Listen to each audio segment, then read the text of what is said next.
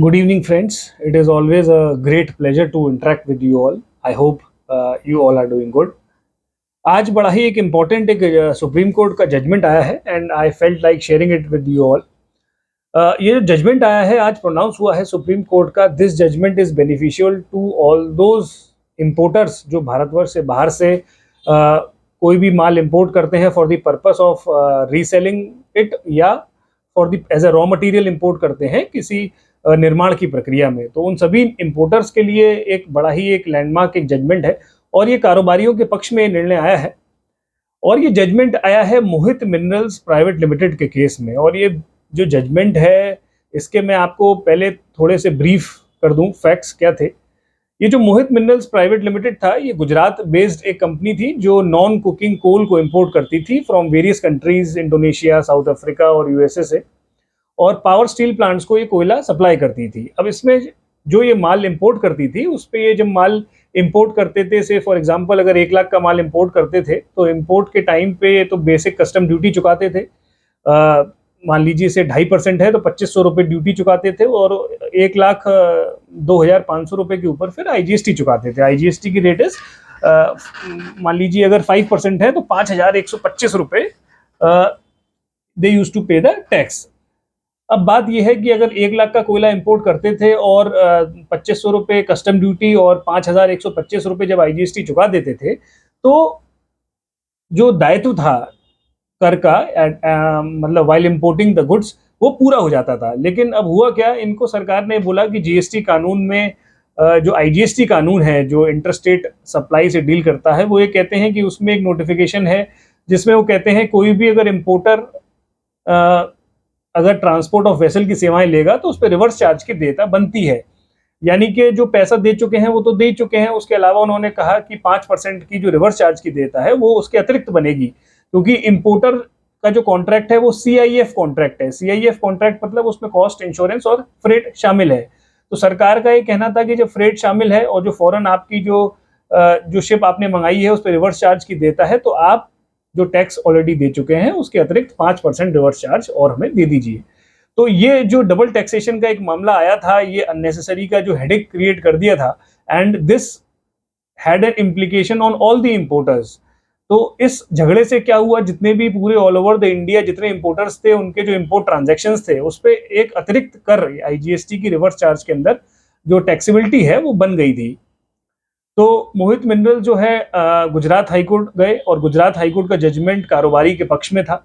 और ये जो जजमेंट था वो 23 जनवरी 2020 को ये जजमेंट गुजरात हाईकोर्ट का आया था, जिसमें गुजरात हाईकोर्ट ने बोला था कि जो भी ये प्रावधान है reverse charge on transportation of goods through vehicle, ये जो प्रावधान है ये अनकॉन्स्टिट्यूशनल है, अल्ट्रा वायर्स हैं, असंवैधानिक हैं और ऐसे प्रावधान जीएसटी कानून में जो इनका कोई जो अस्तित्व है वो नहीं है। तो ये जो जजमेंट था that was in favour of the assessee, Gujarat high court का निर्णय था। लेकिन हुआ क्या, चूंकि ये मामला इसमें जो राजस्व था, रेवेन्यू था वो बहुत ज़्यादा इन्वॉल्व था, तो जो विभाग है वो उसने सुप्रीम कोर्ट का दरवाज़ा खटखटाया। और सुप्रीम कोर्ट का दरवाज़ा खटखटाने के बाद अब आप समझिए 3 साल बाद ये एक निर्णय आया है सुप्रीम कोर्ट का। और ये it is a very welcome judgement in favour of all those importers across the country जो भारतवर्ष से बाहर माल आयात करते हैं, इंपोर्ट करते हैं और उसको या तो ट्रेड करते हैं या उसको as a raw material use करते हैं।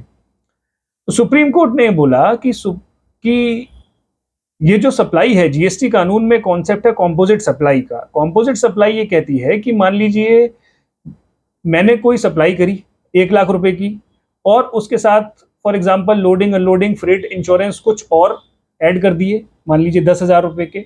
तो वो कहते हैं कि जो टैक्स लगना है वो 1,10,000 रुपए पे लगना है, यानी कि जो टैक्सेबल वैल्यू है दैट इज 1,10,000 रुपीज। और इसको हम लोग बोलते हैं कॉम्पोजिट सप्लाई। इसकी परिभाषा जीएसटी कानून में दी गई है, सेक्शन 2 सब सेक्शन 30 है सीजीएसटी एक्ट का, जो ये बताता है कि कॉम्पोजिट सप्लाई वो होती है जहां पे एक या एक से ज्यादा supply they are naturally bundled. और उसमें जो प्रिंसिपल सप्लाई है, प्रिंसिपल सप्लाई पे जो रेट ऑफ टैक्स है उसका रेट ऑफ टैक्स उस पर लगेगा, यानी कि 1,10,000 पे जो भी प्रिंसिपल सप्लाई होगी उसका रेट ऑफ टैक्स लगना चाहिए। तो इस मामले में भी यही हुआ, जो माल इंपोर्ट हुआ that was considered as a composite supply. और सुप्रीम कोर्ट ने कहा कि मान लीजिए किसी इंपोर्टर ने 1 लाख का माल इंपोर्ट किया है, उसमें कॉस्ट, इंश्योरेंस और फ्रेट शामिल है, तो इसका मतलब ये है कि जो टैक्सेबल वैल्यू है for the purpose of levy of custom duty for the purpose of IGST, वो कॉम्पोजिट सप्लाई के तहत उसका गणना होगी और वो कारोबारी ने चुका दिया है। इसके अलावा अगर कोई दायित्व बनता है रिवर्स चार्ज का, तो दैट इज नॉट पॉसिबल। उसके अलावा कोई और टैक्स रिवर्स चार्ज के अंडर वसूलना is not viable.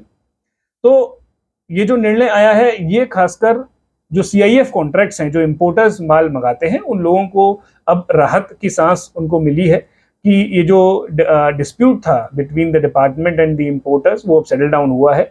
And today this judgment has been pronounced. It was eagerly waited by all the importers. Today, that is 19th of May 2022, it has become the law of the land that if any importer imports and he regularly pays his custom duty and the IGST applicable, तो ऐसे मामलों में दोबारा से reverse charge के मद में कोई अतिरिक्त IGST का भुगतान अब उनको नहीं करना है। So this dispute, which was being continued since for quite some time, has come to the end.